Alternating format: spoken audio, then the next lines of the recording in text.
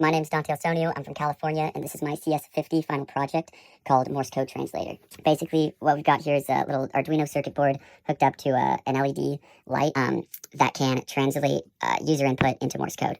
So if I come into here and I run the program, it uploads it to the circuit board, and then I can come over here to my sort of terminal window, and I'll say, what would you like translated into Morse code, letters and spaces only.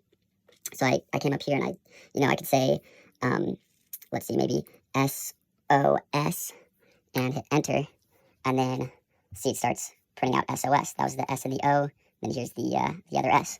I also made it so it's not case sensitive, so I could do something like hello world with a bunch of different uppercases and lower cases, but that doesn't matter.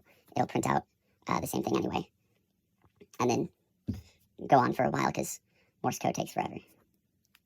Of how this program works.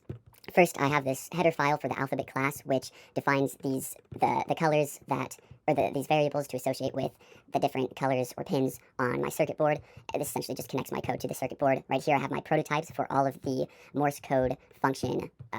If I come over here, these are all my functions that represent what's going on with the Morse code letters.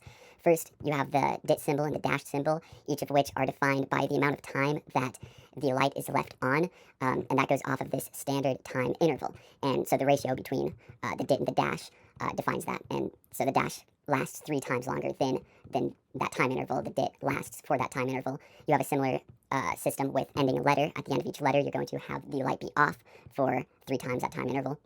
And then for a space, you're going to have it off for 7 times that time interval, and then at the end of each symbol, you're going to have it off for that time interval. And then I come through here, and I can just define each letter by the pattern of dits and dashes simply by calling those dit and dash functions, and then calling the end letter. If I come over here to my main page, I have a simple get user input function. I assign whatever the user inputs to input, and I make sure that it's all capitalized, so it doesn't have to be case sensitive. And then I iterate through that string, setting each of the ASCII, or setting this index variable equal to the ASCII value of the letters or the characters in that string. I then subtract it by 65 in order to get an index number that will associate with this function pointer array. So I have the function over here, this function A, this function B, this function C, stored at 0, 1, 2, respectively, and that goes all the way up through the entire Morse code dictionary, ending at space.